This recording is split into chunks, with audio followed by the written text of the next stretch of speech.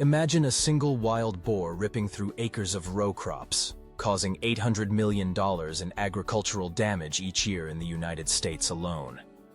Now multiply that by the estimated 6 million wild boars roaming North America. And that's just one continent. But what if I told you that this rampant pest has been transformed into a multi-billion-dollar meat and byproduct industry? Welcome to AGRI 360X, where we expose the truth behind massive wild boar trapping and farming enterprises. In this episode, we'll journey from rural trapping lines in Texas and California to high-tech boar farms in Europe, and finally to state-of-the-art processing facilities, turning boar into sausage, salami, and even leather goods. You'll discover how invasive populations became a source of economic opportunity and a flashpoint for environmental and ethical debates. If you're fascinated by how agriculture meets innovation and controversy, smash that like button, drop a comment, and subscribe to AGRI 360X. New videos Monday, Friday at 7 a.m. and 7 p.m. with weekend specials at noon. Wild boars, Sus scrofa, were introduced to the Americas, Australia, and parts of Europe centuries ago for sport hunting and meat. Today, they flourish thanks to high reproductive rates. Sows can birth 10 to 13 piglets twice a year. The global population is now estimated at 30 million, with 6 million in the US alone, more than double what it was a decade ago. In Europe, countries like Spain and France see densities of 50 boar km², straining protected forests and croplands. In Australia, feral pigs, technically the same species, wreak havoc on wetlands, costing $600 million annually in ecological damage. To grasp the scale, Texas alone removed 250,000 boars in 2022 through a combination of aerial gunning, trapping, and snaring. That's enough to fill 12 Olympic-sized swimming pools in boar carcasses. Understanding these staggering numbers sets the stage for why farmers, processors, and governments are investing in large-scale trapping and even controlled farming of this invasive species. Wild boars root, wallow, and feed aggressively, destroying $800 million in U.S. row crops annually: cotton, corn, soy. In California's Central Coast, entire strawberry fields can be flattened in one night, costing growers up to $20,000 per acre in damage. Yet, that same hog is prized for its dark, flavorful meat and tough hide. As invasive numbers soared, entrepreneurs and governments spotted an opportunity: convert a pest crisis into a profitable resource. In Texas, cooperative trapper farms pay locals $25 to $40 per adult boar delivered to central collection points. Annual revenue in some regions has topped $30 million. Across the Atlantic, Spain's Iberian hunters cull feral boars for premium charcuterie, jamón de jabalí, selling at 100,000 keys in gourmet shops. The logic: why waste pork currency if you can monetize it? This dual nature, pest and product, drives massive operations spanning trapping, feral pig ranches, and processing lines. Trapping is the cornerstone of wild boar control. Traditional methods, root fences, pitfall traps, and snare lines, remain widespread. A pitfall trap, a 2-meter deep pit with a weighted wooden cover and corn bait, capturing up to 20 boars per night. In southern Texas, professional trappers deploy portable corral traps, 10 x 10 meters, built from welded steel panels, baited with fermented corn mash. Once several boars enter, gates slam shut within seconds. Modern variants now include solar-powered cage sensors that send SMS alerts when triggered, enabling immediate action and reducing boar suffering. In Australia, helicopter shooters work with thermal imaging at dawn to drive herds into trapper-set nets. RFID ear tags are fitted on juveniles to monitor boar movements and population dynamics. In Portugal, camera-guided smart traps use AI to differentiate boars from other wildlife, avoiding bycatch. Each innovation, whether low-tech pit or high-tech sensor, contributes to removing millions of boars each year. Beyond trapping, a growing trend is enclosed boar ranches, fenced 5 to 10 ha parcels stocked with feral boars to farm them for meat and hide. In Germany's Rhineland, cordoned estates hold 500 boars that breed naturally. Rangers cull selectively each season, selling 20 tons of boar meat annually at 15 kg. In South Korea, swine parks raise crossbred boars, feral ex-domestic, in hillside pens. These pens mimic wild environment but control genetics and disease. Herds average 1-200 boars, with a 30% reproductive rate each year. In Texas, some landowners convert unused pasture into boar ranch rodeos, offering guided hunts for $2,500 per trophy boar.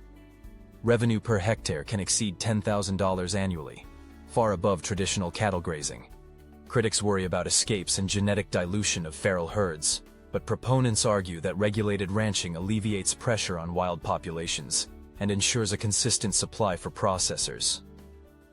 Balancing conservation, economics, and public safety is key to this new boar farming frontier. Once captured or harvested, boars move to processing facilities, often retrofitted cattle or hog plants. In Texas, Wild Hog Processing Inc. slaughters and debones 2,500 boars per week, producing boar bacon, salami, and prosciutto. Wild boar meat commands $12 to $18, roughly 50% above domestic pork, due to its leaner profile, 8% fat versus 20%. Skin and tusks fetch extra revenue. Hides cure for boar leather, sold for $25 to niche leather craft makers, and ivory-like tusks for decorative carvings. Advanced plants use CO2 stunning to minimize stress, ensuring meat pH stays near 5.7, ideal for taste and shelf life. Nitrogen chilling lowers carcass temp to 4 degrees C within 4 hours, reducing bacterial growth. Trimmings go to pet food or rendered into boar fat for gourmet cooking. In Italy, Norcenaria shops craft wild boar salumi cured for 9 to 12 months, selling at $40. From fang to fillet, every bit of the boar is monetized. Wild boar products reach boutique butchers, ethnic markets, and fine dining restaurants. In the US, hunters sell to processors who supply Aldi, Whole Foods, and gourmet labels like Black Boar. In 2023, U.S. wild boar meat sales topped $120 million, up 25% year-over-year. In Europe, Spain and France exported 20 kilograms of wild boar meat to Japan, where yukig stew, Korean-style hot pot, gained popularity, with retailers paying 8,000 kilograms for frozen boar cuts. Leathercraft demand for boar hides spans from custom motorcycle seats to luxury handbags. Global boar leather exports reached 500 tons in 2023, valued at $15 million.